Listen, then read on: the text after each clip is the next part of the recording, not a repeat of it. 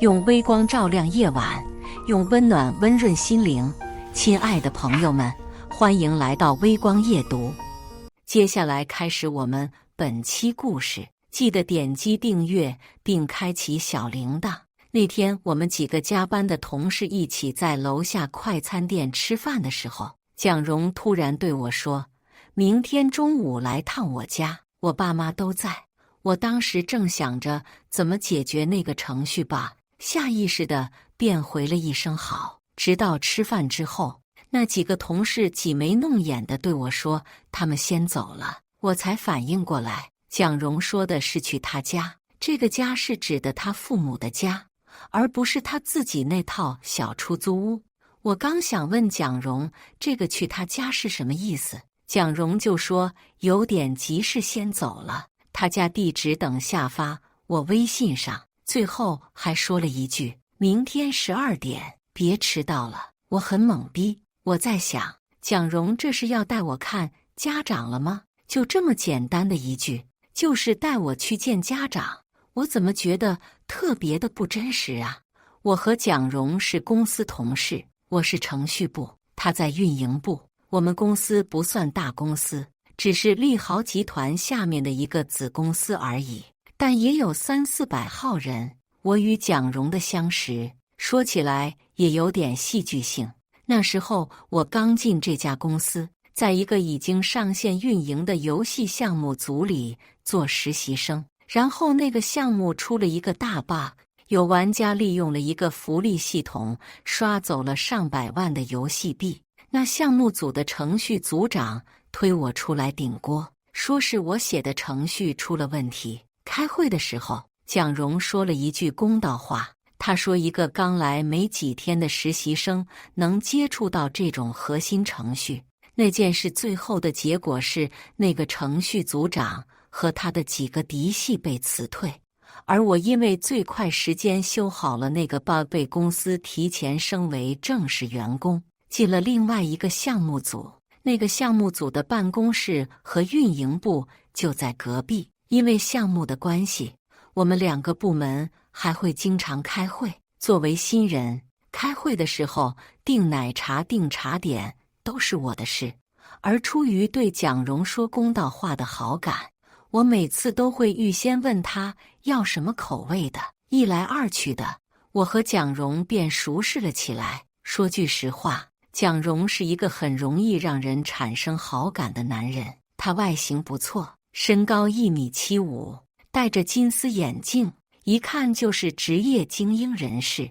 他是复旦大学金融硕士毕业，比我大5岁，只比我早1年进公司，已经是运营部的骨干。所以呢，当他喊了几次让我给他带早餐后，非常自然的，我慢慢的经常给他带早餐，还会一起去楼下吃工作餐，偶尔也会一起吃个烧烤，吃个日料西餐什么的。有一次他喝醉了，我送他回到了他那个出租屋，还看不过眼，帮他收拾了一下屋子后，偶尔他也会喊上我去他家做饭。要说我们这种关系，的确有些像在交往，不过蒋蓉从来没有明确表示过，我自然也从来没有往深里去想。可蒋蓉说明天让我去他家，还说父母都在，还是12点吃中饭的时候，就算我是个理科女，我也觉得这应该是去见家长。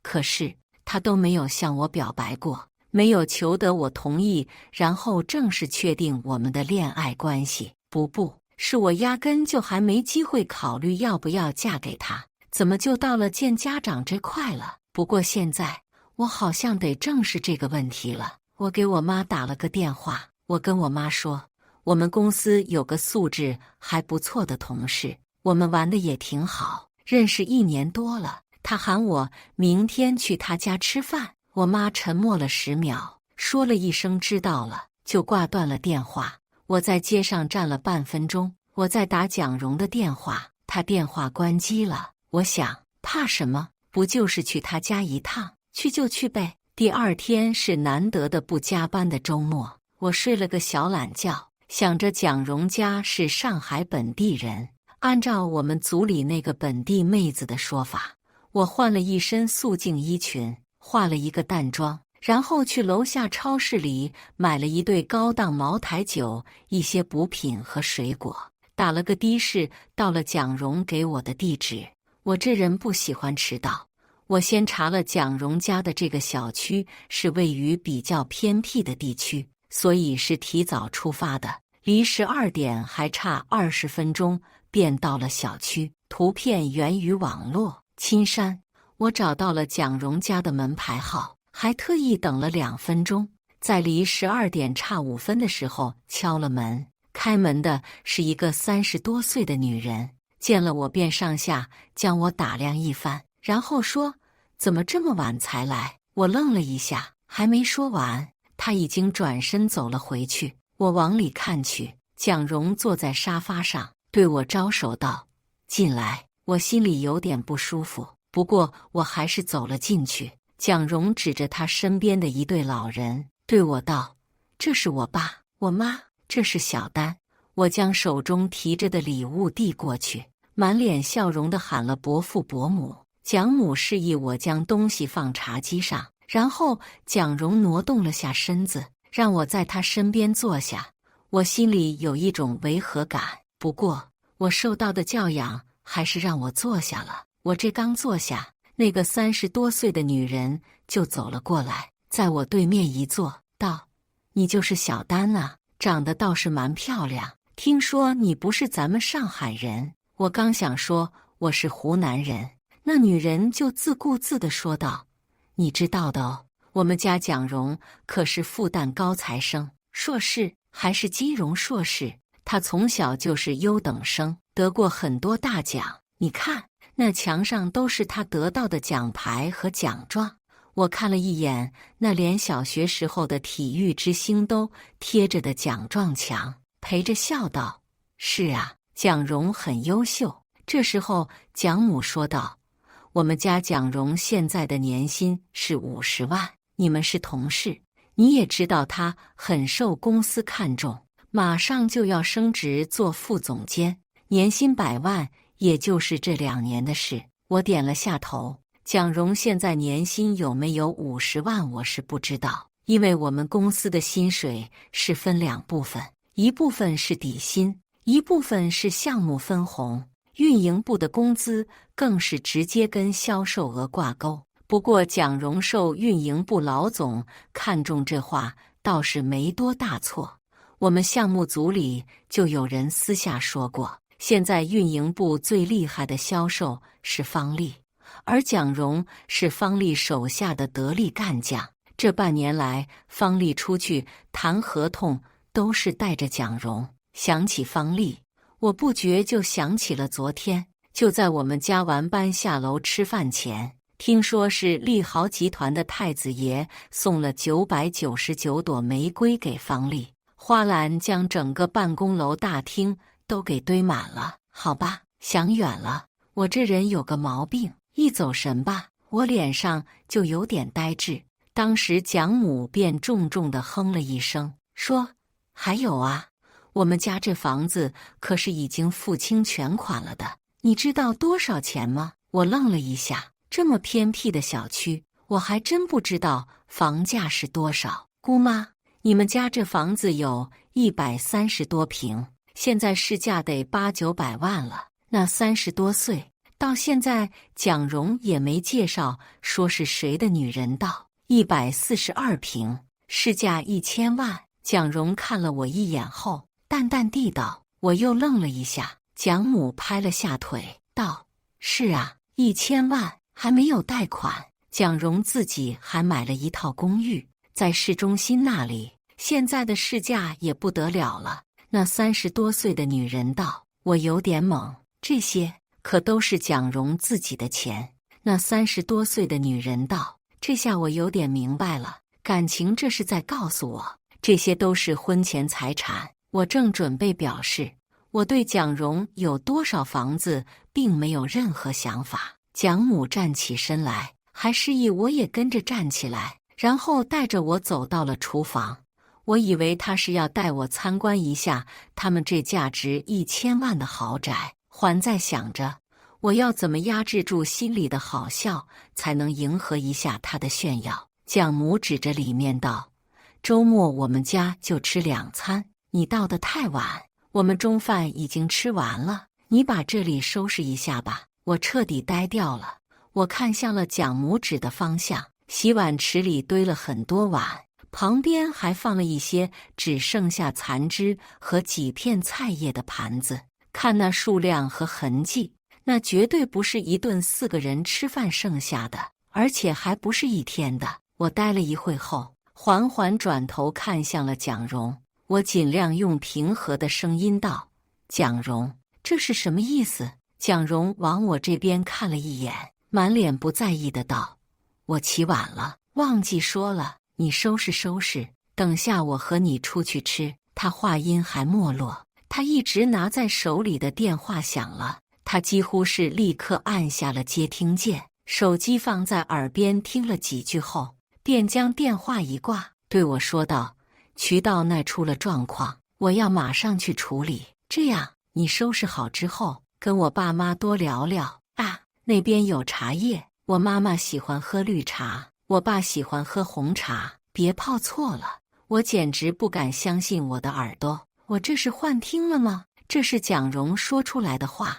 你有事先忙，男人嘛，事业重要。蒋母笑道：“你放心去吧，我会告诉小丹鸡蛋在哪。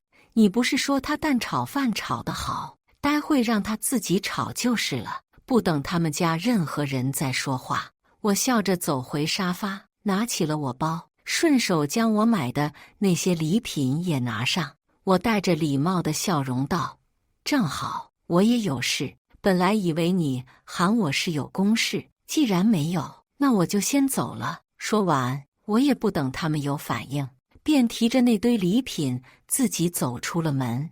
我还重重的将门一关后，骂了一句：“一家子的神经病！”我的声音不小，他们家对门正好出来了人，好奇地看了我一眼后，跟我坐上了同一台电梯下了楼。然后我就在那家人的视线里，将那些礼品连同那对茅台一起送给了正在翻垃圾桶捡废品的老婆婆。我气个半死，不光是气蒋家人和蒋蓉的那副嘴脸，更是生气我怎么就瞎了眼，把蒋蓉当朋友对待，对她好了这么久。真是，我那些早餐、奶茶、煮的方便面、炒的蛋炒饭，喂狗都比给她吃好。我走出小区大门，刚打上车，顾恒远就打电话过来了，开口就问：“干妈说你今天去见家长，谁是你男朋友？你去见谁？是蒋蓉？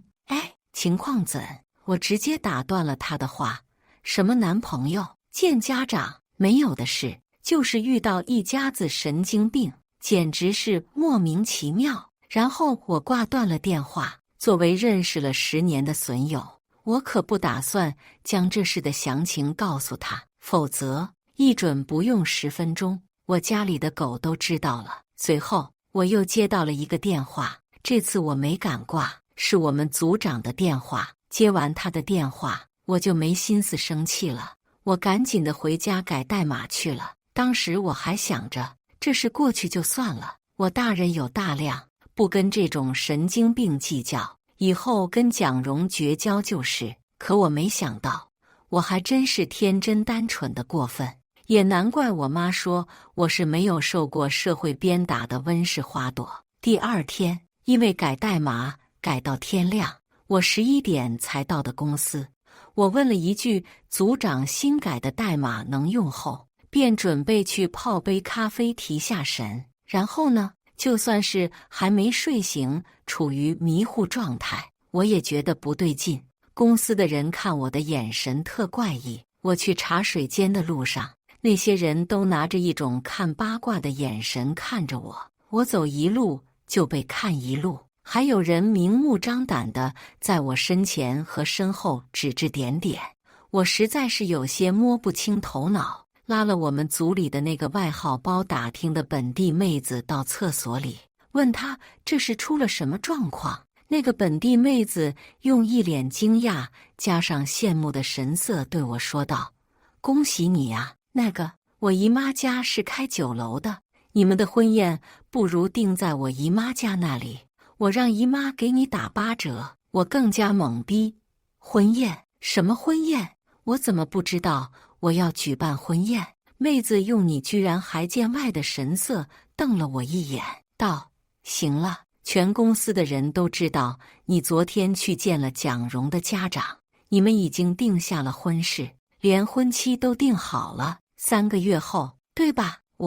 我脑中简直有上万头草泥马跑过。妹子叹了口气，道：“你行啊，不声不响的就把蒋蓉给拿下了。哎呀，你说的那些看你眼色怪异的人，不要在意，那就是一些自己吃不到葡萄就说你坏话的人。”坏话？什么坏话？我下意识地问道。妹子道：“还能有什么？羡慕嫉妒恨呗，说你配不上蒋蓉，说你拿下蒋蓉一定是用了见不得光的手段。我配不上蒋蓉？”我更加吃惊了，我还得用见不得光的手段？妹子叹了口气，道：“哎，你也不要怪那些人那么说。你想想，蒋蓉这么一个优质男，不光外形好，而且他是本地人，有户口，有房有车，自己又是复旦硕士高材生，年薪几十万，还处于上升期，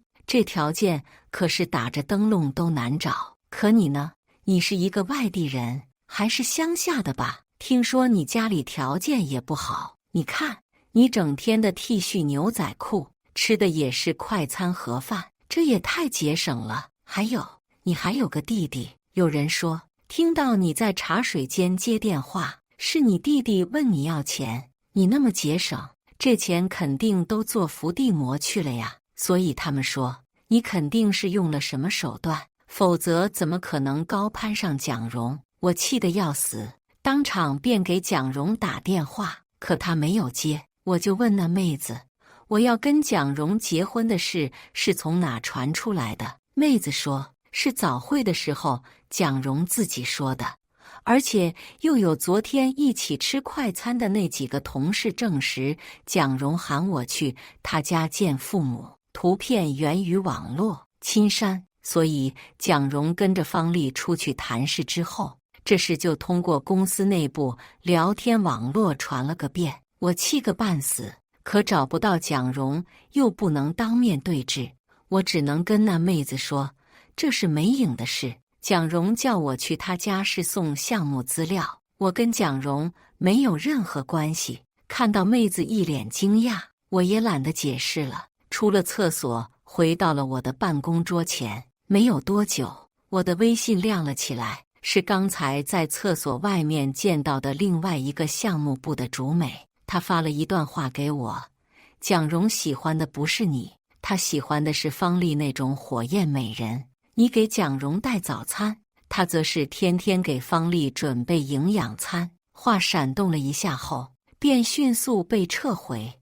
我则是看着电脑屏幕，那心情真是日了狗了。随后2天，蒋蓉都没有在公司出现，而我们项目赶任务，我忙得焦头烂额，白天黑夜的都待在电脑前写代码，连早会都没有时间去，也压根没有时间去想蒋蓉和那个留言的事。留言没有后续，自然也就会消失了。可我没想到，我不理这事，留言倒是越传越烈。连我弟弟私下找蒋蓉要彩礼的事都传了出来。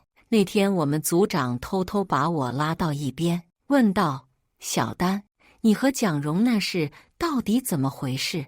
你要是家里有困难，跟我们说一声就是。这你弟弟找蒋蓉要彩礼，还一开口就是50万，这可有点难看。”我惊讶的嘴都能塞下鸡蛋了。我弟弟还要彩礼？我亲弟弟现在在封闭式研究所里，别说我爸妈都联系不上他，而且从那家伙7岁开始，就是他给我塞钱了。难道是说那个什么听到我接电话里问我要钱的弟弟，那个死不要脸非要喊我姐的顾恒远？顾恒远会去找蒋蓉要钱？太阳从西边出来了，看着我的脸色，组长明显松了一口气，道：“看样子是瞎说的了。”我就说了，你现在可是我们项目的主要程序，只要等项目上线，50万算什么？用得着找蒋荣耀？我深吸了一口气，问他：“蒋荣今天在公司吧？”组长指着会议室道：“在，刚开完会，现在应该还在3号会议室。”我转身就冲去了3号会议室。3号会议室是个小会议室，供8人以下的小组开会。此时里面只有2人，蒋荣和方丽，而且2人还是紧靠在一起。蒋荣的嘴贴在方丽耳边说悄悄话的姿势。见我冲进来，2人脸上闪过惊讶，或者说带了点尴尬之色。随后方丽脸色变一沉，道：“连门都不敲，你家里没教过你礼貌2字怎么写吗？”我懒得理他，冲着蒋荣道：“蒋荣，你到处跟人说要和我结婚，还说我弟弟找你要50万彩礼。”蒋荣松开了方丽，脸上居然带着一种你虽然无礼，但是我还是纵容你的神情，道：“我已经答应他了，不过我现在手头没有那么多的现金，所以要过几天才能给他。”我震惊不能，指着他半晌后才说道：“你别胡说八道，我什么时候说要跟你结婚了？这都威胁到公司里来了。”方丽冷笑了一声，道：“不就是50万吗？蒋荣又不是给不起这个卖身钱，等几天你都等不得了，还是说你那弟弟好吃烂赌，连这几天都活不下去了？”我愣了一下，就这一下，方丽就已经站了起来，还顺手拉了一下蒋荣，道：“行，这事就按你说的办，你快去吧，别耽误了正经事，要不你这50万可赚不回来。”蒋荣对我抱歉一笑，道：“小丹，别担心，这事我一定会解决，不会让你在家里难做。我先出去了，回来再说。”喂！我叫了一声，上前想挡住蒋荣。你这话说的这么不明不白，是什么意思？可方丽却早我一步挡住了门口。蒋荣呲溜一下就跑了出去。我冲着蒋荣的后背叫道：“蒋荣，你别跑，你给我说清楚，我们什么时候说要结婚了？行了，别做得太难看了。”方丽嗤笑了一声，道：“好歹你也是职业女性，拿自己的卖身钱去补贴弟弟，还逼到公司里找蒋荣要钱，你不要脸，公司还要脸，这是你们家事，别影响了公司工作。就是这种事回家闹去，在公司闹算什么事？”外面传来了纷纷议论声，我往门口看去，外面居然站了一群看热闹的人，我气得肝都痛了起来。看什么看？没看到方经理说的，赶紧干活。组长推开众人走进来，将我拽了出去。回到我们办公室，我忍不住红了眼眶，哑声道：“组长，不是那么回事，什么结婚，压根就没这事。那天就是他喊我去他家送东西。”组长叹了口气，道：“我知道，傻姑娘，你被人套路了。”我咬住了唇，恨恨地往运营部方向看去。是我本来就不善言辞，斗嘴哪里斗得过号称死的都能说成活的那2位？组长轻拍了我一下，道：“你今天先回去休息吧，你加班了几天了，也累了，我批你2天假，回去好好睡一觉。这事别想太多，清者自清。”我应了一声，收拾了下东西，便离开了办公室。回到家，我刚坐在了沙发上，就听得微信不停地响，有人给我发了一串信息，是那个竹美发过来的，都是微信截图。那是一个公司内部小群，里面至少有3个我知道是公司消息最灵通的，我们组的包打听也在里面。那些截图里，先是大肆议论了一下办公室里发生的事，各种嘲笑我不知廉耻，是个伏地魔，居然为了50万在公司就跟蒋荣吵。我正想将那些截图给删除，就看到下面的截图里有人说，方丽今天这举动也有些异样，这样下小丹面子，这是想把蒋蓉和小丹的婚事挑黄的架势啊！我心头一动，将那截图慢慢的往下翻，下面包打听出现了。他问：是啊，感觉方丽不大对劲，可是他为什么要挑黄这事？上面那人就说，前些时候太子爷给方丽送花的事，你们都知道吧？下面一众人回答：那自然知道，花都摆满整个大厅了。那人就说：是啊，全公司的人都知道，咱们集团的顾太子送花给方丽是在追方丽，方丽也以顾家儿媳自居了。可是你们知道吗？后来人顾太子压根就没理过方丽，送花的第二天，方丽就主动去约顾太子吃饭，可人顾太子压根就没理他，电话不接他的不说，他找到顶楼顾太子的办公室里，人顾太子和他擦肩而过，连个眼神都没看他。包打听就问了，这顾太子什么意思啊？前几天刚送花，现在就当陌生人。那人说，我跟你们说，昨天晚上我去丽景餐厅吃饭，正好旁边桌坐的就是利豪集团的总裁助理。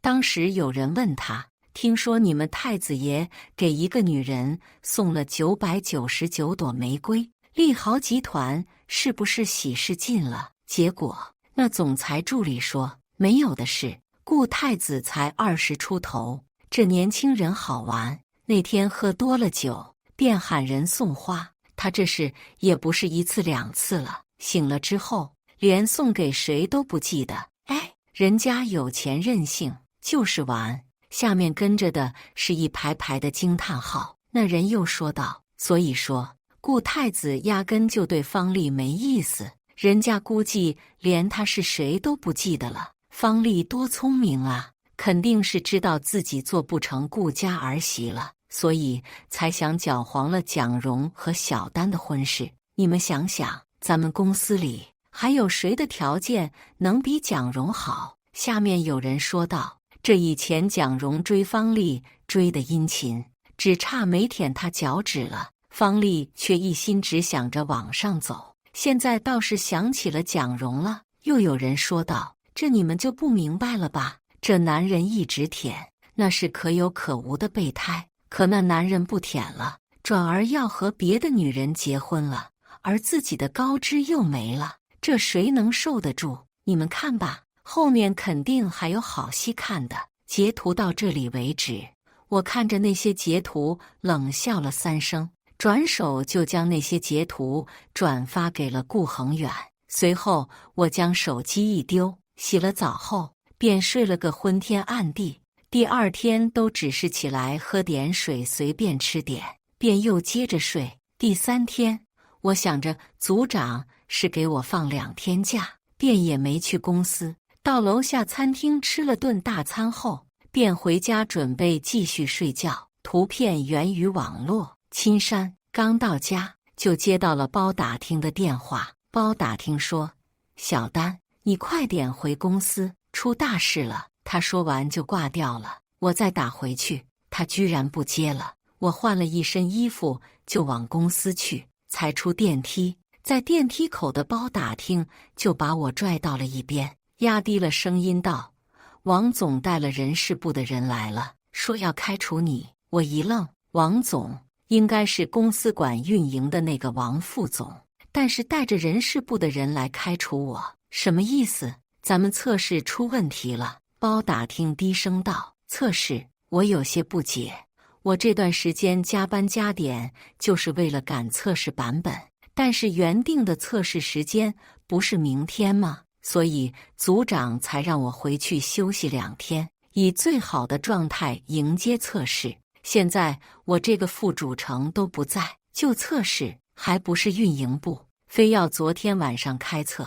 包打听嘀咕道，那我话还没有说出，办公室的大门被推开，方丽的助理走了出来，看到我就叫道，哟，陆小丹，你来了。王总，陆小丹来了。”说着，他就上前拽着我手，把我往办公室里拖。我用力挣脱开他的手，道：“拖什么拖？我自己会走。”我走进了办公室，办公室里很多人都从桌子后面探头出来，看到我后，便干脆站起身来，一副看热闹的样子。这时候，从会议室里传来了组长暴怒的声音：“什么叫我们的错？小丹给你们的封测版本都是封装好了的，是你们自己要乱加插口，造成了系统崩溃。现在说要开除小丹，你们干脆连我们项目组的全部开除得了。”我的脚步一顿，心头不觉涌起了暖意。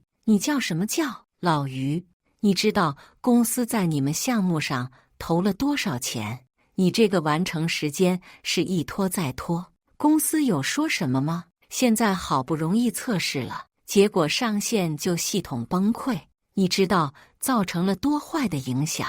现在还想推卸责任，开除陆小丹，还是因为方丽替你们讲了好话？你要是不想干了，行，我现在就去跟顾总说，砍了你们项目组。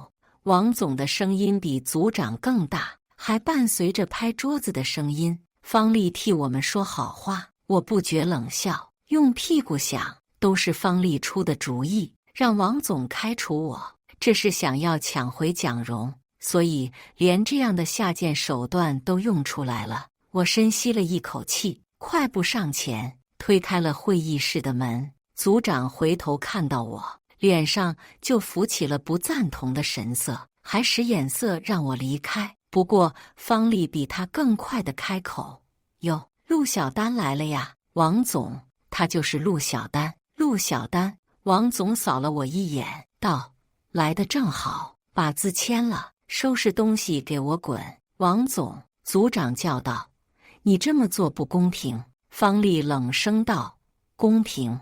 这要不是看在蒋荣的面子上，公司还得要求他赔偿这次测试的损失100万。陆小丹，你拿得出来吗？或者再将彩礼金提一提，让蒋荣再想想办法。”我也冷笑了一声，可还没等我说话，门口传来了喧哗声，随后2个女人闯了进来，是蒋荣的妈和她的表姐。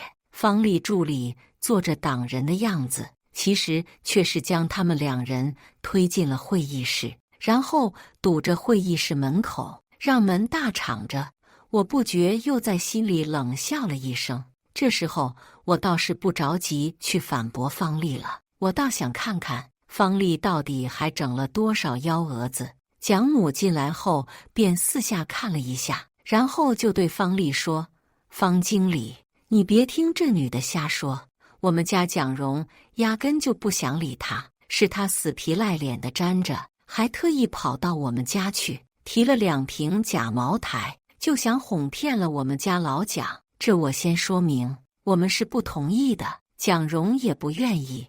我们家蒋荣是什么人？怎么会跟这种人结婚？哎呦，你们是不知道哦。”他提着假酒上门，哄得我们家老蒋当时开心，就应了他的哭求。蒋荣孝顺啊，最听他爸的话了，所以只能答应。可跟着，你们知道他们家多恶心吗？8字都没一撇的事，他居然到处乱说不算。他弟弟还直接打电话给蒋荣，说要彩礼，开口就是50万。蒋荣表姐叫道。外面响起了一片低声议论的声音，不用去听，我都大概知道他们在说什么。我吸了一口气，刚想说话，好吧，我又被打断了。这时候，一行人进到办公室，还径直往会议室走来。走在前面的就是我爸妈，我爸的保镖小张快步上前，直接将堵门的方丽助理给掀开，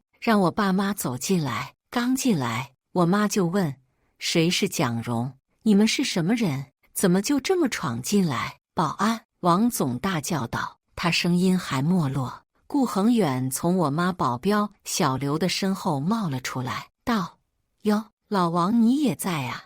王总的脸色顿时变了，毕恭毕敬地道：“顾总您好。”不光他，方丽和会议室里其他的人都站了起来，毕恭毕敬地弯腰鞠躬道：“顾总好。”顾恒远随意地挥挥手，左右看看，道：“蒋蓉呢？”蒋蓉从会议室旁边的一个工位上冒了出来，快步走到了顾恒远面前，也是毕恭毕敬，弯腰鞠躬得道：“顾总好，我是蒋蓉。”“你就是蒋蓉？”我妈将他扫视了一下，道：“看着人模人样的，怎么不做人事？你到处说陆小丹要跟你结婚，哎，你这人怎么说话的？”蒋母大叫道：“什么叫不做人事？我家蒋蓉才没说呢，是这陆小丹臭不要脸，非沾着我家蒋蓉，说做牛做马都要进我们家门，我们家才不愿意呢。这种家里穷得揭不开锅，就靠着卖自己来养弟弟的伏地魔，我们家可要不起。”我爸开始卷起袖子，小张小刘也开始卷起袖子。我妈伸手按住了我爸，冷声道：“你说陆小丹家里揭不开锅，还得靠着卖自己来养弟弟，我倒是不知道你们家是哪里的富豪，有皇位要继承。我们家蒋蓉是上海人，在上海2套房，还是没有贷款的，自己也是硕士，现在年薪100万。”蒋蓉表姐叫道：“他陆小丹有什么？一个乡下人，一点工资还得省下来去给弟弟交生活费，这我们家还没同意呢。他弟弟就找蒋蓉要50万彩礼。”外面又响起了一阵低声议论声。蒋蓉看了方丽一眼，出声道：“妈，别说了，我已经回绝了他弟弟，这婚我不结了。”方丽和蒋蓉母亲脸上同时露出了喜色。蒋母刚准备表态，顾恒远悠悠然的道：“等等，蒋蓉，你这话不对。你说陆小丹的弟弟找你要50万，可陆小丹的弟弟就2个，一个呢，现在不知道在哪个秘密研究基地里进行封闭式科研项目，已经半年都没看到人了。另外一个就是他的干弟弟我了，我怎么不记得我找你要过50万？”蒋蓉那脸色我无法形容。这时候我妈冷声接着道：“我们家虽然不是上海人，但是在上海也买了几栋楼。我们家的确是揭不开锅，因为很少在家吃饭，而且用的都是环保产品。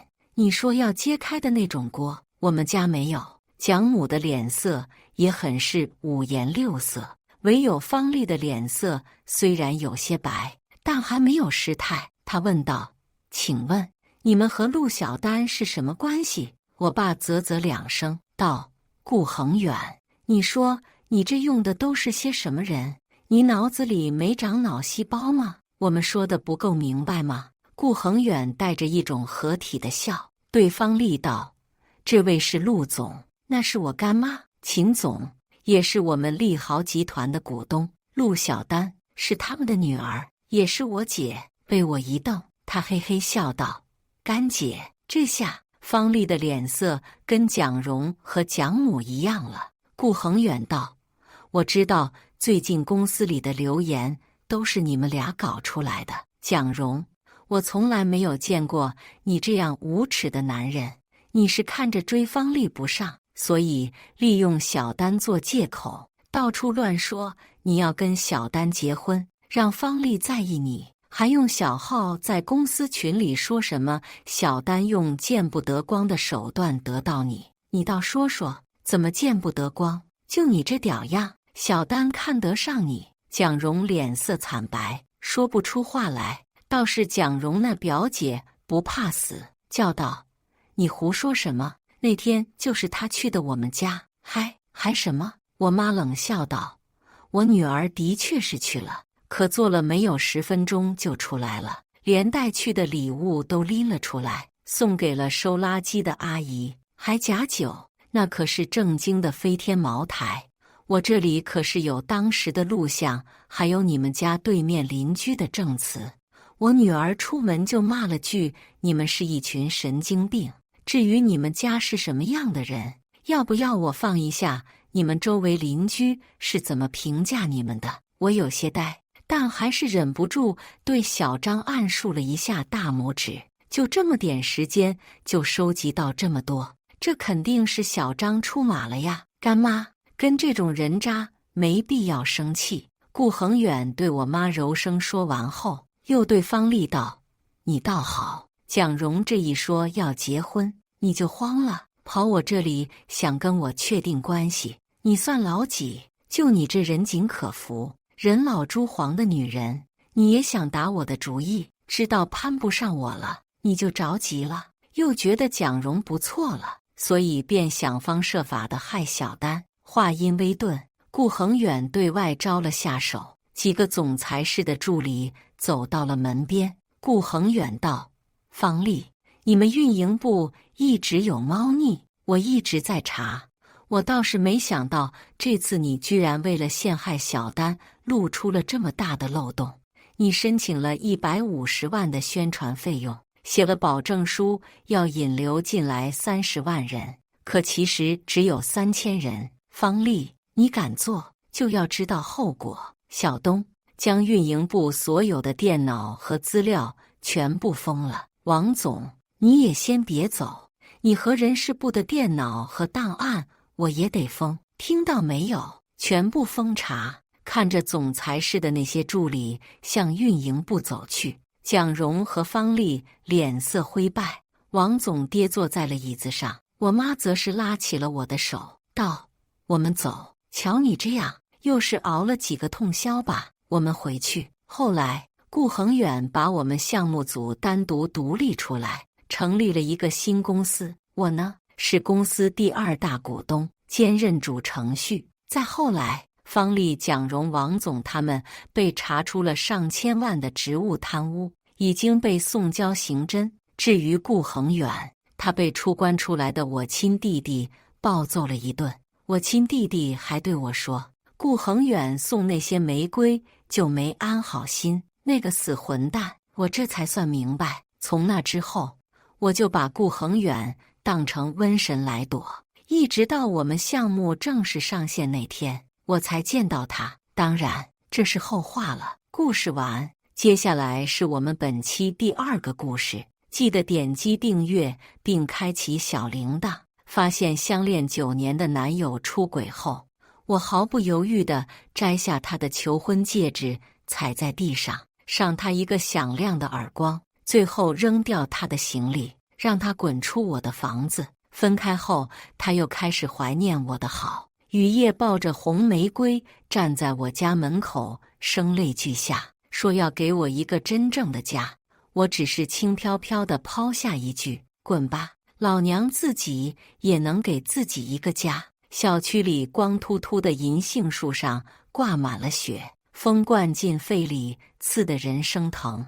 住户们陆陆续续地早起上班上学，楼梯传来阵阵脚步声。尽管屋子里开着炙热的空调，我的手脚也冰凉得吓人。沙发上的手机不停传来震动声，贺诗诗的消息一条接着一条跳出手机界面，字里行间都在耀武扬威。小琪姐，昨天晚上是我的错，别怪叶明哥。叶明哥是为了照顾我才没有回去的，他一直都很体恤手底下的人。小琪姐，你千万别误会叶明哥，我知道昨天是你们的9周年纪念日，我改日给你当面道歉。桌上的饭菜和蛋糕已经没了诱人的色泽，我细细用手勾勒着左手中指上求婚戒指的形状，上面的钻石硌得我生疼。门外传来钥匙扭动门锁的声响，叶明穿着一丝不苟的西装走进了客厅。小小，今天怎么起这么早？他看着坐在餐桌旁的我，微微一愣。我不说话，只是淡淡地看着他。小小，你不会一个晚上没睡吧？宝宝，不好意思，昨天晚上突然遇上了一个难缠的客户，一直到现在才处理完。改天补一个9周年给你好吗？他屈膝蹲在我身侧，轻轻环住我，将头搁在我的肩膀，在我的颈窝蹭了蹭。我抚上他的脸，新冒出的胡茬扎得我有些疼。叶明，我今年28岁了。他从颈窝里抬起头，脸上的笑意渐渐淡了下去。小小，你知道的，我还没有准备好。他的辩解和脑海中贺诗诗的茶言茶语交织在一起，我努力做好的心理建设一瞬间崩塌。我再也忍不住把他的求婚戒指甩在了地上，然后抬手给了他狠狠的一巴掌。叶明被我突然的一巴掌打懵了，两眼瞪大。我用了十足的力，他的半边脸肿得老高。杨小琪，你发什么疯？我为了咱们俩的未来，辛辛苦苦的工作，你闹小脾气也该有个度吧。我看着眼前因为愤怒而扭曲变形的脸，没忍住笑出了声。叶明，这话也就只能骗你自己。我扯了扯他胸口的领带。叶明，我从来不给你这样系领带。贺诗诗那种猪脑子学不会我的打法。我忽略身后愣住的叶明，径直走进了房间，拖出行李箱，把房间里属于他的东西一股脑塞进了行李箱。叶明看见我手上的行李箱，急急忙忙地追我到家门口，拉住我的手腕，挡下了开门的动作。小小，我和贺诗诗清清白白，只是普通上下级，我从来没有越界。昨天晚上他发烧很严重，我才照顾了他一个晚上，除此之外，我们什么都没有发生。我们已经在一起9年了，难道最基本的信任都没有吗？如果是因为没有那本结婚证，才让你一直这么没有安全感，咱们今年过年就跟家里商量，年后就领证好吗？宝宝，你别走，我们不闹脾气了好不好？他红了眼角，做出一副可怜巴巴的表情。以往吵架时，我最吃这一套，心软的比谁都快。因为爱他，所以受不了他受一点委屈。但如今他这副神情落在我眼里，仿佛就是在告诉我，曾经种种，我的付出和爱不过是一个笑话。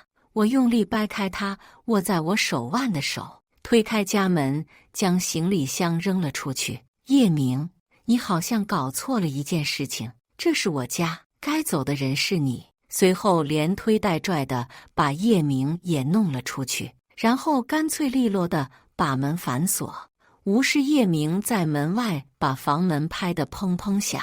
当初买房时，他满心满眼只有我一个人，房产证上他不愿意留自己的名字，只写了我的，就写你一个人的，这样以后我们俩吵架了，你就能把我赶出家门，惩罚我在家门口跪搓衣板。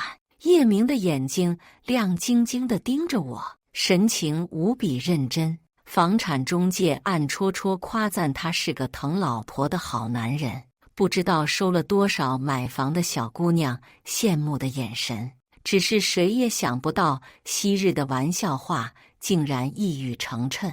我把桌上的残羹冷炙一一扫进垃圾桶，将属于叶明所有的东西都清理干净。洗完澡后，我感觉整个身体都暖了起来，把自己摔进床里，眼泪不自觉地从眼角流了下来。大2那年冬天，电影《28岁未成年》上映，我很喜欢倪妮老师。叶明知道后，抢到了第一批票，带着我逃了晚自习。他一向不爱看电影，容易在电影院睡过去。他更愿意在篮球场打一次酣畅淋漓的球赛。但那天他掐着自己陪我看了一个晚上的电影，嘴里一直念念有词，不许睡，要陪小小看电影。后来我才知道，他为了抢到首映的电影票，拉着篮球队的队友守着抢了1个小时，最后还是以比售价高出几倍的黄牛手里拿到了2张票。看完电影后，叶明牵着我在广场上散步，一步一个脚印，踩在雪地里发出咯吱咯吱的声音。雪飘落在我们发梢，叶明用围巾裹住我的脖子，还有半张脸。我搓热双手，捂住他冻红的耳朵。叶明，我们这样也算共白头了。我学着电影女主的台词。叶明，你想要我在一起多久？1年、2年，还是10年？他刮刮我的鼻子。不够，不够，还是不够。我要真的和你共白头。我伸出手指点点他胸口。那你28岁会不会也忘记和我求婚？他拉起我冰凉的小手，放进他的衣服，贴在他的腰上取暖。不会，我可舍不得你等我那么久。28岁的时候，说不定我们的宝宝都出生了。所以，承诺只有在相爱的时候才作数。2016年的雪早就化了，爱意没能蔓延到后来的每一个冬天。叶明大学读的金融专业，毕业后和同学一起创业，从最初的小叶变成了叶总。我读的美术专业，毕业后留在家做了儿童绘本插画师，偶尔画画放进大学室友办的画展里面赚个副业的钱。我们的时间线就这样开始交叉，慢慢到平行。他白天加班加点，我可能在补觉；他晚上回到家歇息疲乏的身躯，我的灵感开始迸发。但我们的感情并没有因为作息不同而变得渐行渐远，反倒因为彼此的迁就和改变磨合得更好。直到1年前，贺诗诗的出现。刚毕业的小女生，脸上满满的胶原蛋白，性格活泼又俏皮，脸上总是挂着甜甜的微笑，民歌民歌地喊着。叶明带着她谈工作，去游乐场，打卡网红餐厅，为她准备礼物，打着上下级的旗号，做着数不清的情侣之间的事情。他以为自己隐瞒得很好，其实贺诗诗的朋友圈从来没有设置成为我不可见。贺诗诗就像叶明平淡的白开水中突然加入的白糖，让他原本觉得普通的世界变得鲜活起来。这是我在他给贺诗诗的新年祝福中看到的话。他将我们安稳的生活比作无味单调的白开水，却将贺诗诗形容成他生活必不可缺的调味品。他自己的忘了，曾几何时，他抱着我说，这样平淡的生活就是他最想要的。在贺诗诗出现的1年里，我和叶明爆发的争吵远远高于过去8年，舍不得和放不下的情绪不断撕裂着我。我的感情不是无底洞，多年来的爱意早已被消磨得所剩无几。我曾经无比渴望拥有的家，我现在才发现，其实我一个人未尝不可。醒来的时候，发现窗外已经全黑了。我擦干净脸上的泪痕，到厨房给自己下了碗面，没来由地想到从前叶明总爱一边奚落我，一边系着围裙给我煮面。你说你总是画着画着就忘记为自己点吃的，你那位是不想要了吧？我无法反驳，只能狗腿似的从后头搂住叶明的腰，然后笑嘻嘻地扯开问题。好香啊，我的面什么时候能好？或许是泪水早就流干了的原因，我的心里只剩下无尽的空虚。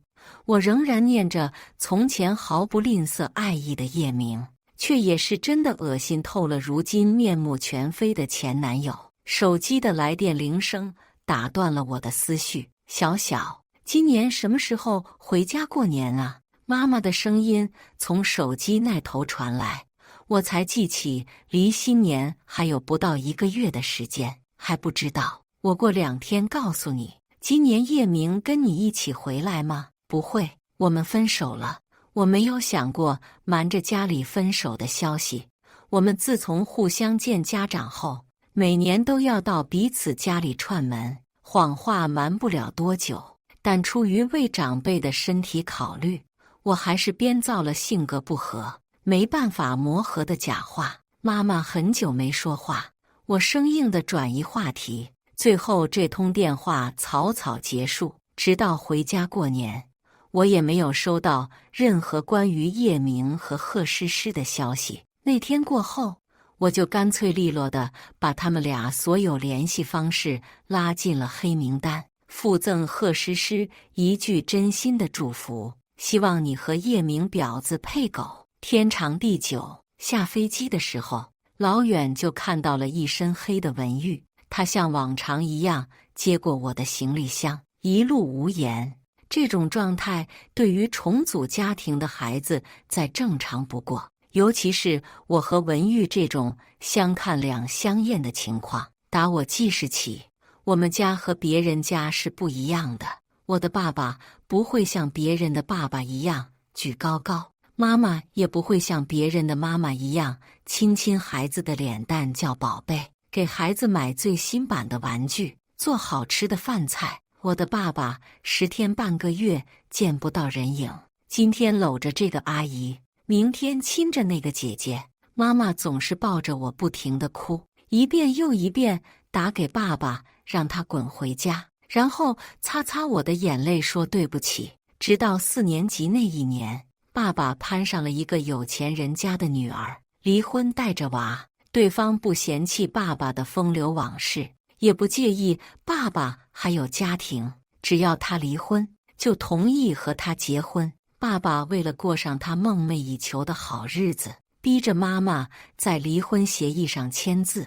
那段时间，妈妈哭得最凶，有些时候我第2天醒过来还能摸到枕头上的湿意。终于有一次，我看着两眼比核桃还肿的妈妈，忍不住拍了拍她的后背：妈妈，你离婚吧，我不要爸爸了，我没关系的，有你在哪里都是家。其实晚上她哭的时候，我没睡着，我听到了她颤抖的声音：我要是离婚了，我的小小怎么办？她就没有爸爸，没有家了。原来束缚住她摆脱苦难的人是我。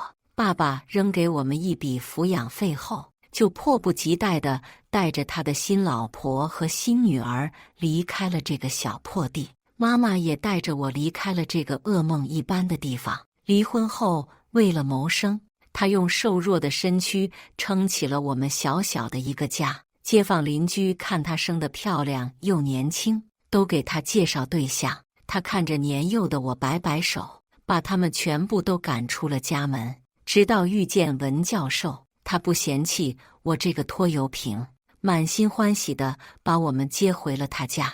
文教授对妈妈很好，比爸爸好了1000万倍，不喝酒不打人，从不舍得妈妈哭。妈妈过得很幸福，连带着我也过得不错。如果不被文玉欺负的话，我讨厌你们，你们是小偷，偷走了妈妈的爸爸。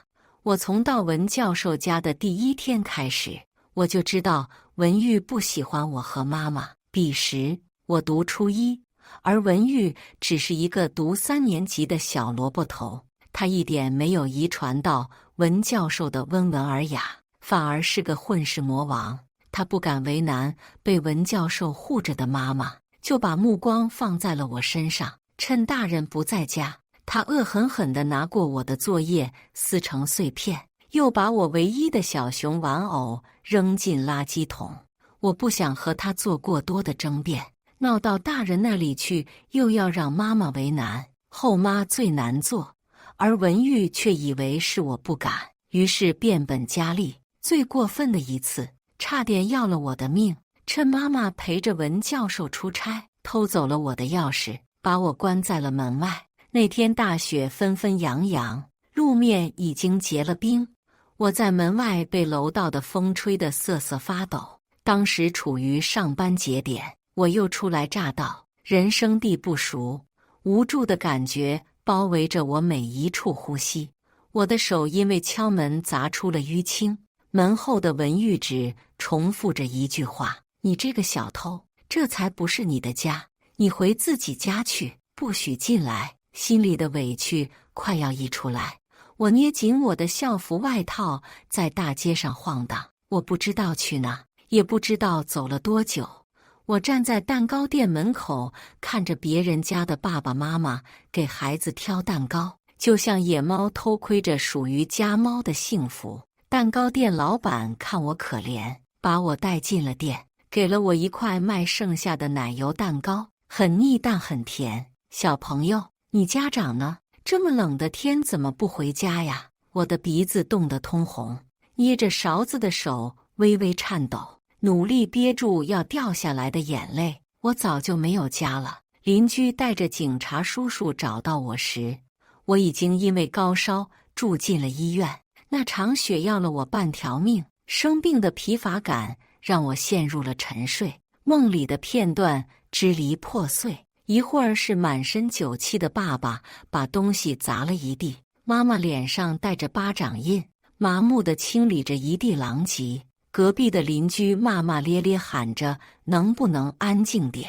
一会儿是爸爸温柔地摸着他新女儿的头发，宝贝，喜欢这个芭比娃娃吗？爸爸以后天天给你买。又渐渐变成了文玉骂我小偷时恶狠狠的模样，还有欺负完我后眼睛蓄满泪水喊着还我爸爸妈妈的满脸鼻涕泡。醒来那天鼻尖都是消毒水的味道，手上吊着药水。妈妈坐在我的床头，眼睛通红。文玉裹成粽子的双手轻轻触碰着我白的有些不正常的小臂。姐姐，不要死，我再也不欺负你了，以后我保护你。我不知道他的话有几分可信，但后来他的确事事想着我，近乎是讨好的意味。我恨文玉吗？一开始是恨的，可是后来发现他跟我一样，也只是想要一个属于自己的家。他害怕我和妈妈抢走属于他的爸爸。想通以后，我就不恨他了。我可怜他。上高中后，我选择了寄宿，大学也没留在当地。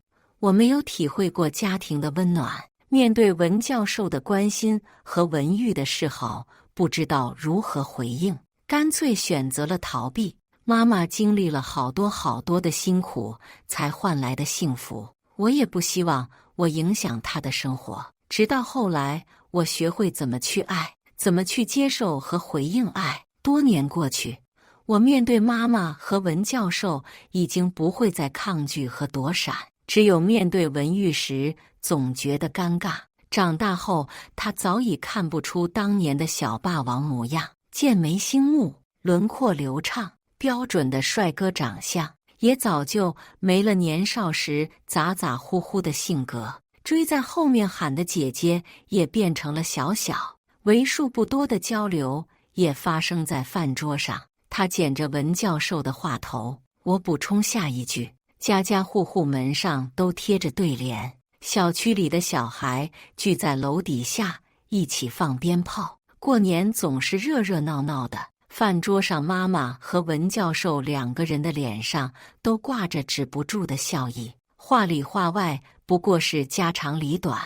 我和文玉偶尔说上一两句。一顿饭吃完后，妈妈也说累了，我帮着收拾碗筷，文玉挽起袖子包揽了洗碗的工作。电视机里播着小品，文教授搂着笑得花枝乱颤的妈妈。这些年，妈妈被文教授宠得越来越年轻，眉眼间都是幸福。我转过身和刚洗完碗的文玉打了个照面，嘴角还挂着没来得及收回的笑意。你们俩出去和小孩玩玩烟花炮竹。两个年轻人天天像闷葫芦一样。妈妈的话即使打破了我们之间的尴尬，又让我们陷入了另一种奇怪的气氛。她提着一袋各种各样的烟花鞭炮问我要玩什么，我随手挑了把仙女棒。她眼中划过一丝疑惑，剩下的不要了吗？我感受到她的注视，不由自主地吞了吞口水。不用，玩不了那么多。她说了声嗯，然后就冲隔壁玩得正开心的小朋友喊了两句：小朋友们，要不要玩炮竹啊？姐姐请大家玩炮竹喽。我偷偷抬头望她，实在没办法把这张冰块脸和刚刚温柔的语气联系起来。拿了炮竹，要说什么呀？我回过神时，只听到了齐刷刷的谢谢姐姐。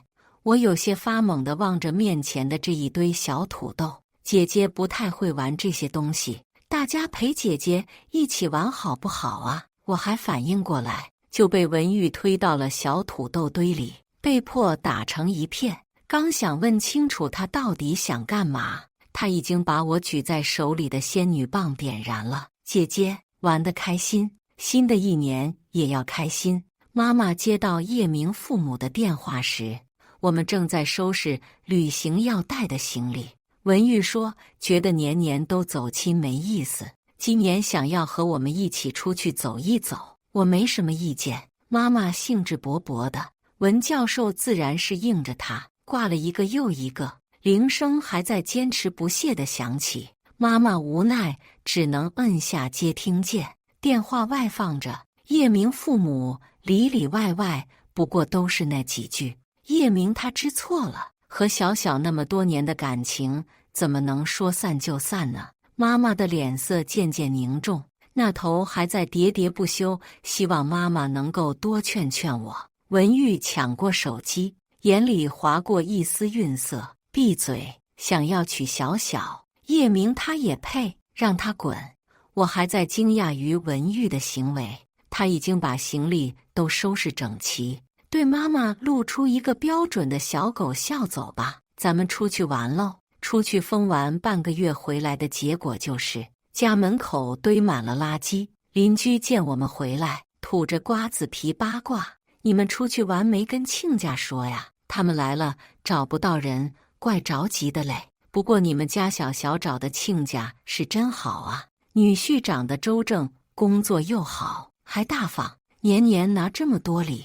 我不理会里面的打趣，拎起地上的东西就往楼下走。文玉帮我拿起剩下的。爸、杨姨，你们先进屋，我陪小小处理一下这些东西。邻居还在后面喋喋不休。哎，不是，老文，这么多好东西，你们就由着闺女扔掉啊？做什么呀？这是。饭桌上，妈妈给我夹了块红烧排骨，支支吾吾地问我到底为什么分手。小小，如果真的是性格上合不来，你不会这么生气的。三个人齐刷刷地盯着我，我咽了咽嘴里的饭菜，把叶明出轨的事情说了七七八八。妈妈的眼圈立马就红了。叶明他怎么能做这种事情呢？是啊，为什么有些人随着四季更替变得面目全非了呢？一个人回去，两个人回来。我看着身旁拖着2个行李箱不带喘的文玉，实在想不明白自己怎么就答应了他住进我的房子。因为突然的职业调动，他还没来得及在当地找房子，加上叶明的潜在因素，妈妈提出让文玉和我一起住，还能保护我。我搓搓手指，在文玉殷切的眼神中点了点头。今年总觉得文玉变了不少。新年复工后，意料之中的叶明又找上了门。他抱着一束红玫瑰敲响了我的家门。我打开门就被玫瑰的香味扑了个满怀。红玫瑰一直都是我的最爱，很多人觉得它俗气，我却喜欢它炽热又专情的爱。如今最没资格的人却捧着它到我面前卖惨，一口一个我错了。叶明，你能不能不要再来恶心我了？我皱着眉，把他递过来的玫瑰推开。他的脸微微涨红，似在思考怎么辩解，还没有说出个所以然，就看见文玉从浴室走出。文玉湿着发，穿着家居服，靠在门框，身上散发着刚洗完澡的热气，眸子里全是狠戾。叶明对他的存在惊诧不已。小玉，你怎么在这里？文玉不回话，神情恹恹，盯着那束红玫瑰，视线缓缓移到叶明脸上。你挑花的水平跟你这个人一样的垃圾，以后别再来找小小了，别逼我揍你。眼看着2个人就要打起来，有幸看过2个人打架的样子，都是不要命的主。我急忙将文玉推进屋里，在甩上门的瞬间对叶明吼了一句：滚，别再来烦我。之后的日子里，叶明捏准了我起床出门的时间，在傍晚都要在房门前放上一束红玫瑰。文玉便每次回家又多了一项任务，走到门口，又要拿起红玫瑰扔下楼前的垃圾桶。他特意每次都放在桶边，像是在向叶明宣告些什么。叶明每次出现都一副委屈的样子。文玉又住在这里，左邻右舍之间，抬头不见低头见，把3个人的故事编出了花。我和文玉都看惯了别人的脸色长大，但面对他们捏造的像猎奇艳事一般的故事时，还是忍不住黑了脸。我不知道叶明具体什么时候来，我只能打开门等着。听到熟悉的脚步声响起，我对上了被淋透的叶明，好狼狈，头发因为湿透贴紧了头皮，身上的西服皱皱巴巴，裤腿沾满了泥点，怀里的玫瑰却完好无损。他看见等在门口的我，眼里满是欣喜，献宝似的把花送在我眼前，小小新鲜的，我护得很好，没湿。眼前的人和19岁的叶明重叠在一起，因为家庭原因，读大学以前总是被班上的同学欺负和孤立，久而久之，我把自己养成了刺猬。叶明最初追我的时候，我就像一块石头，脾气又臭又硬，心冷得像冰，拒绝了一次又一次。他好像有永远用不完的精力和元气，这次不行就换下一次。他包容我的坏脾气，一点一点磨掉我对这个世界的恶意。他告白那天，努力像平常约我吃饭一样平静，稳住因为紧张而微微颤抖的声音：小小，今天晚上我在操场等你。我再怎么蠢笨和迟钝，也能猜出他的不对劲。我晚自习加速画完了作业，却被老师留下商量比赛的事项，甚至没来得及给他发一条消息。等我走出教学楼，才发现已经下过了一场雨。我想起叶明，靠着手机微弱的灯光，跌跌撞撞地往操场赶。果不其然，在观众席上看见了缩成一团的叶明。操场上心形的蜡烛都被淋灭了，他一个人坐在那里哭。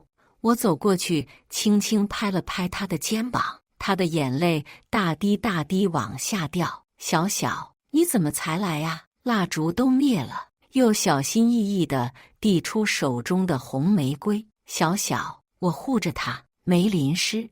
我抱着红玫瑰，泣不成声，冷冰冰的心脏被叶明捂得热乎乎。后来我问他为什么不发个信息给我早点回去，他说我怕你来找我的时候我不在，等不到就一直等。我相信你会来。19岁的叶明表达爱意的方式很老土，但对19岁的杨小琪百试百灵。我没接那束玫瑰，示意他进门。他蹲在门口找拖鞋，在意识到找不到后，踩着皮鞋进了门，留下一串串水渍。我找到文玉的毛巾扔给他，给他下了碗面。我们已经很久没有平静地坐在一张桌上好好吃饭。他缩着缩着就哭了，这么多年，爱哭的毛病还是没改掉。小小，我从来没有碰过贺诗诗，我真的知道错了，你原谅我好不好？精神出轨和身体出轨都是出轨，有什么区别呢？叶明，你一直说你知道你错了，可你从来都不是第一天知道你自己错了，不是吗？叶明从来不是没有边界感的人，他曾经给了我最大的安全感。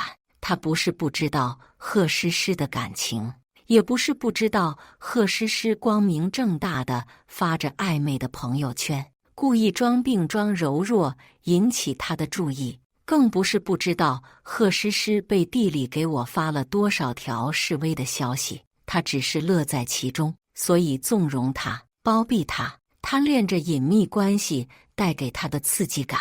白月光变成了衬衫上的白米粒，于是开始迷恋于红玫瑰的热情奔放。红玫瑰渐渐成了墙上的蚊子血，又开始回忆起白月光的纯真无邪。叶明，不管你们有没有发生过关系，你已经出轨了。我们分开的原因你比谁都清楚，在一起那么多年了，所以我才不想闹得大家都难堪。我给你脸，你就好好收着，和贺诗诗好好夹着尾巴过日子，别再来恶心我了。说出这些话时，我平静的没有任何波澜。叶明匆匆放下筷子，抹了抹眼角的泪水。小小，一点可能都没有了吗？我指了指门，带着你的垃圾滚出我家。文玉回到家，捡起垃圾桶里的毛巾时，我尴尬地抠抠手指，脏了，改天给你买条新的。门口消失的红玫瑰，莫名其妙被扔进垃圾桶的毛巾，我们都心照不宣的没提起发生了什么。我的生活就这样回归了平静，唯一不同的大概就是文玉每天6点半准时下班到家。他们做律师的都这么闲吗？情场失意却给我的工作带来了一些灵感。我试图打破传统儿童绘本的刻板印象，尝试画一些大人看的绘本，以纯真的画面去描绘现实中成人世界的无奈。灵感源源不断的迸发，文玉没有过多阻挠我熬夜工作，只是每天出门前又会多给我煲好一份补汤，留下一句注意身体。几个月过去，我的新绘本已经初具雏形，直觉告诉我要大爆，以至于这几晚做梦都快要笑醒。我开心了，有些人就要难过了。叶母带着贺诗诗找上门时，我刚完成要拿去展厅的作品，准备躺下，盯着大大的黑眼圈和门口气势汹汹的叶母对上时，瞬间清醒。他推开我，毫不客气地坐在客厅沙发上，俨然一副主人的样子，秉承着对长辈的尊重。我礼貌发言：“阿姨，这是干什么？我和叶明早就没有关系了吧？”下一秒，桌上的遥控器擦过我的脸。杨小琪，这是我儿子的房子，你有什么脸把我儿子赶出去，自己住在这？这是打起房子的主意了。我冷哼一声：“您儿子的房子，要不要我拿出房产证看看上头写的是谁的名字？就算上面是你的名字，这房子也是明哥和你一起买的，这里有一半是我们的。”一直贴在叶母旁边的贺诗诗开口帮衬，对上我冷厉的视线时，往叶母身后缩了缩，装可怜装柔弱是他一贯的套路。从前以为我是软柿子，所以一直在我面前蹦跶，到叶明面前又换了一副面孔。叶明的那份跟你贺诗诗有什么关系？哦，原来是你怀了他的野种啊！我故作惊讶地看向他从进门起就刻意挺起的腰腹，噗呲笑出声，语气间都是轻蔑。贺诗诗，一个你自拟了半天，想要骂我，又碍于叶母在场，只能眼角含泪向叶母告状。你敢说我的金孙？我今天就好好教你这个不知天高地厚的小贱蹄子做人。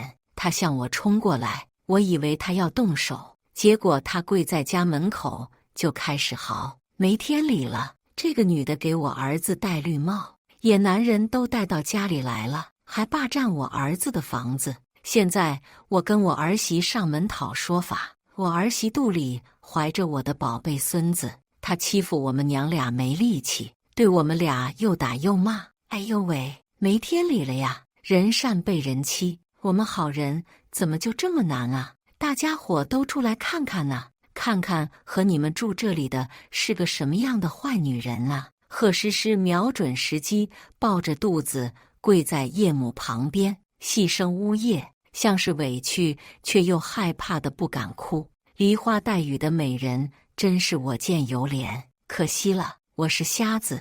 我兴致勃勃地拿出很久没磕过的瓜子，拍拍他们坐脏了的沙发，翘着二郎腿看他们演戏。大点声啊，听不见，再嚎大点声，看到没有啊？现在还在骂我们，我都一把年纪的人了，这里还有个孕妇，他这个黑心鬼呀！门口聚了一群吃瓜的人，指指点点，话里话外都是说我没人性、不道德。我气定神闲地拨了110，喂，警察叔叔吗？这里有人私闯民宅。贺诗诗见情况不对，连忙扶着肚子喊好痛。叶母哭得更大声了。门外的人见我报了警，地上2个人状态不对，怕闹出人命官司，互相推搡着跑了。出于人道主义关怀，我还替他们叫了个救护车，费用在警局见到叶明时全数讨回。叶明面若菜色地到公安局接他受尽委屈，为了给他讨说法，哭喊的嗓子都哑了的老母亲，还有要留不留产的新婚妻子。阿姨，下次不要再私闯民宅了哦，不然你伤的可能就不只是嗓子了。我一个弱女子，总要正当防卫的。听着我阴阳怪气的话，叶明冷了脸。小小，你现在怎么这样了？我妈好歹是你的长辈，你为什么不能放尊重点？匆匆赶到的文玉脸上带着刚处理完案件的疲惫，进来时就听到了这话，还没有等我反驳，文玉已经先骂上了，这就不尊重了。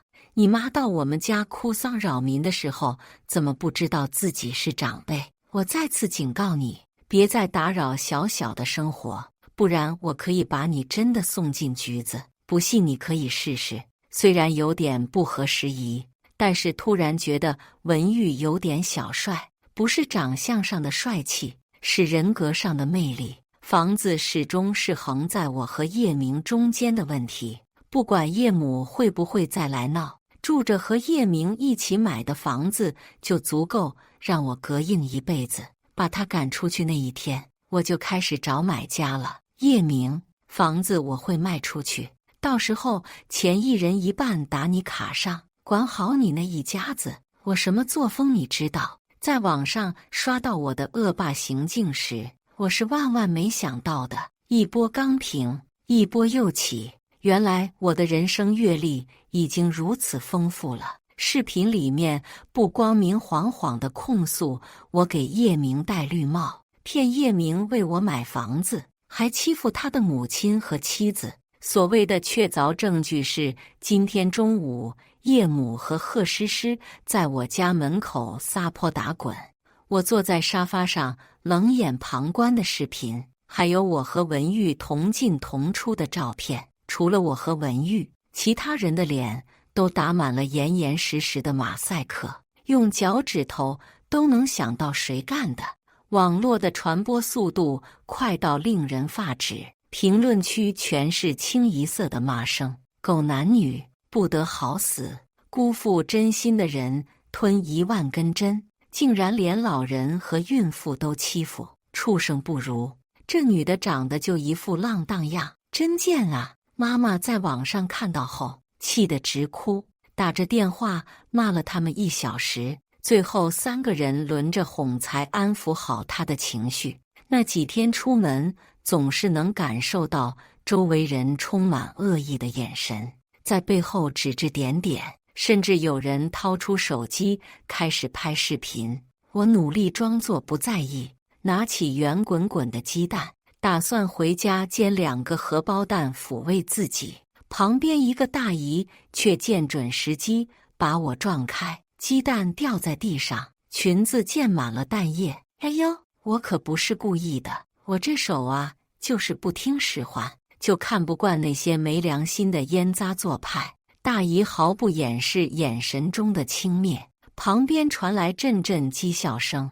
我若无其事的又挑了2个鸡蛋，赔了摔了的那2个鸡蛋的钱后，把它们当成空气走出了超市，手掌却遍布掐痕。回到家碰上了下班还没来得及收拾的文玉，西装前襟湿了一大片，头发也没来得及擦干，一身咖啡味。他紧张地抠着手，今天这么早就买好菜了吗？我强忍着情绪提醒他赶紧去洗澡。文玉问我还好吗？好，当然好了，该心虚的又不是我。我向来睚眦必报，如果不是时机不够成熟，今天大姨身上也免不了被我砸几个鸡蛋。文玉，我们的证据快收集好了吗？睡前，我扯住文玉的袖子，她点点头。贺诗诗这么喜欢利用别人，把别人当枪使，那就让她尝尝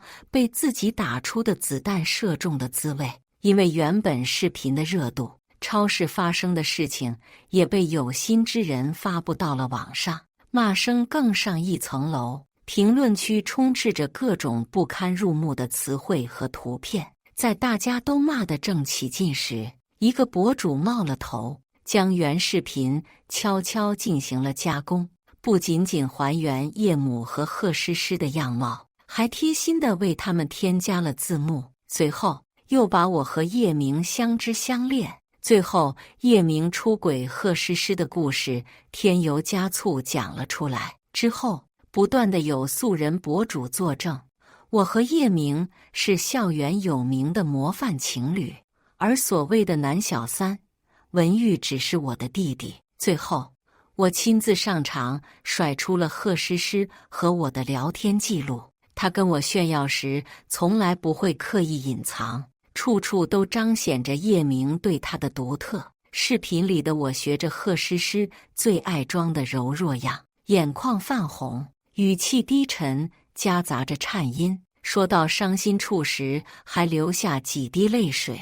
又似乎是怕自己失了态，连忙擦去泪水，强撑出一个微笑。我相信清者自清，时间自会给我和弟弟一个公道。因为不少大学同学的例证以及有力的证据，网上的风评迅速向我们倾斜。天哪，真是老鼠的儿子会打洞，一家子都不是什么好货色。姐姐好可怜啊，被渣男欺负了还要被倒打一耙，知三当三就是最恶心的。大家赞同不赞同？影响最大的是叶明的公司，因为叶明这个大股东的丑闻，公司股票一跌再跌，叶明在公司被戳着脊梁骨骂，贺诗诗也被强制离职，躲在家里不敢出门。而我和文玉在忙着上诉，贺诗诗对我们进行造谣诽谤，不应该只是在网上受到制裁，法律也会给他应有的惩罚。叶明迫不得已找上我和文玉求情，希望我们能私了，满脸透露着疲惫和颓废。叶母跟在他身后，看见我们时扑通就跪了下来。小琪，阿姨知道错了，阿姨求求你放过我们吧，诗诗肚子里面还有孩子啊，你们行行好啊。叶明踉踉跄跄地去扶叶母。杨小琪，你报复也要有个度，看够我们笑话就放了我们不行吗？我最看不起的就是你这种窝囊废。你妈今天跪在这里，跟我们一毛钱关系没有，是你们自己罪有应得。做那些事情的时候就应该想到这些后果。文玉对上他通红的眼睛，神色淡淡，一字一句，字字诛心。我盯着眼前做戏的母子，眉眼间都是嘲弄。阿姨，如果凡事下跪都有用的话，那我给财神爷磕2个，我就能家财万贯了。我说过很多次让你们管好贺诗诗了，是你们自己自作孽不可活。就算要磕头，该给我们磕头的也是贺诗诗。我扯出被叶母揪住的袖子，和文玉毫不留情地离开了现场，无视叶明在后面哄着哭哭啼啼的叶母。终于在找上门的第3次，我见到了贺诗诗，她脸上的疲态打了3层粉底都遮不住，努力挺直腰向我说着对不起。我面无表情地看着她强撑出来的精神气，道歉就要有个道歉的态度。她死死盯住我，不愿意开口，眼里蕴满泪水，仿佛在受着天大的屈辱。我满不在乎地抿抿文玉给我榨的果汁。文玉坐在一旁办公，对上叶明的视线，一副歉歉的表情。一杯果汁全下了肚，贺诗诗眼角的泪还没有落下来。叶母开始着急，不断推搡着她的手臂，语气也变得烦躁起来。快点呐，诗诗，磨磨蹭蹭干什么？对呀，快点呐，叶夫人，你总不想留案底吧？毕竟我们叶总怎么能有这样一位妻子呢？叶家的孙子也不能一出生就有个这样的妈吧？我漫不经心地加上一位重记，叶明的眉头也开始皱起。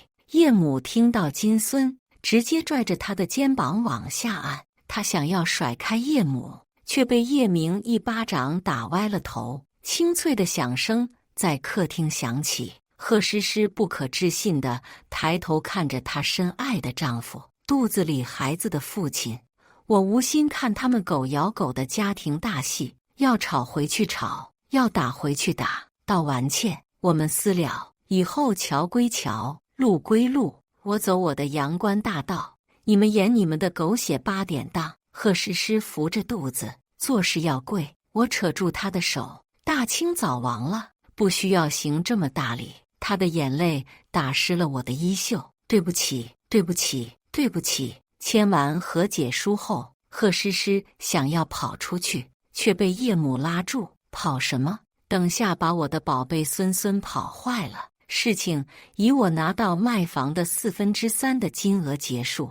我们搬进了新房子，文玉煮了火锅，我们吃得大汗淋漓，嘴唇辣得微微肿起。我们碰了碰杯，祝我真正的重获新生，以后的一切都会越来越好的。我不知不觉把自己灌得醉了，但我还想喝，不为别的，就是高兴。新买的房子有个大大的落地窗，我躺在窗前看着满天的星星，星光洒在我身上，我感受到了身旁灼热的视线。我喜欢你，小小。我听见文玉低沉嘶哑的声音响起，惊跑窗前一片星星。其实我知道的，很早之前就知道了。我靠在火炉旁，怎么可能没有感觉呢？文玉上高中以后特别喜欢故意挑事，不为别的，就是单纯想要打架。我知道他是想要通过这样的方式学会打架，变得强大。强大到陪我走夜路回家时，不会再被混混拦住。对方语言侮辱调戏，他站在我身前保护我，却只能被对方打倒，用力拖住对方裤脚，让我快跑，然后硬撑到我带着警察赶到，救起奄奄一息的自己。我真没用，那是他出了抢救时说的第一句话。我带叶明回家的时候，文玉总是戾气格外重，他从不待见叶明，明晃晃的讨厌写在脸上，真丑，真矮，真弱。被评为细草的叶明听到后暴跳如雷，你弟也太欺负人了，他要不是你弟弟，我上去就是干了。风吹起遗忘在书桌的笔记本，每一页都诉说着不为人知的少年心事。我跟文玉其实关系没有那么冷淡的。偶然间看到日记后，我唯一的想法就是躲。当时和叶明陷入热恋的我，面对文玉的喜欢只能逃避。他小我6岁，是我名义上的弟弟，我不能耽误他。慢慢的，文玉察觉到了我对他的冷漠与抗拒，我们的关系渐行渐远，几乎成了同一个屋檐下的陌生人。小小，现在你是一个人了，能不能考虑考虑我？从高一那年起，我就开始喜欢你了。我喜欢你认真的样子，喜欢你受欺负了绝不忍着的性格，喜欢你一切的一切。小小，我调职的时候被骂得好惨，但是和你住在一起的时候，我就觉得一切都值得了。小小，我不要做你弟弟了。文玉靠在我的肩膀呜咽，1.8米几的个子在此刻显得格外可怜。怎么一个两个都这么爱哭啊？文玉，我没办法那么快就接受新的人，这对你和对我都不公平。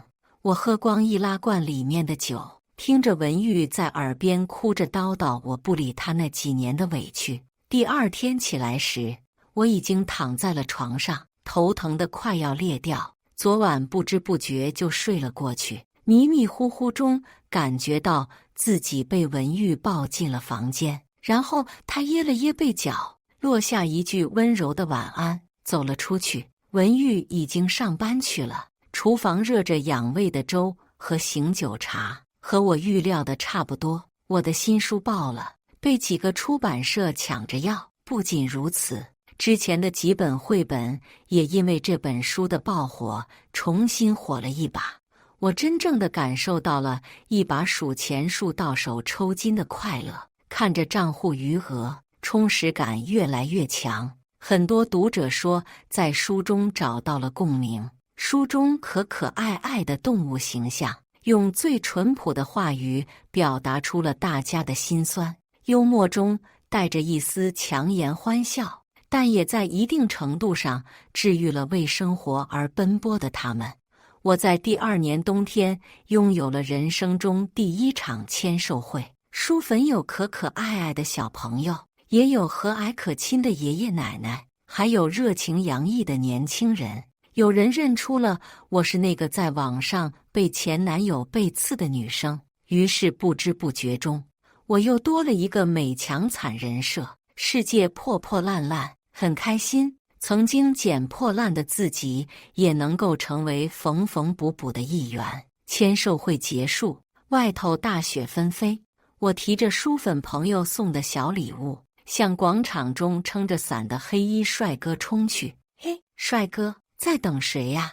文玉看着笑容灿烂的我，我来接你回家。回家路上，我絮絮叨叨不停，人逢喜事精神爽。这半年，我愈发话密，性格越来越开朗，大概就是那句话说的一样，爱能让人重新长出新的血肉。刚刚你怎么不进门等我？外面多冷啊，在雪地里撑伞，你不是说很浪漫吗？每次看韩剧这种场景都能尖叫半天，电视剧里怪好看的，现实中怪好笑的。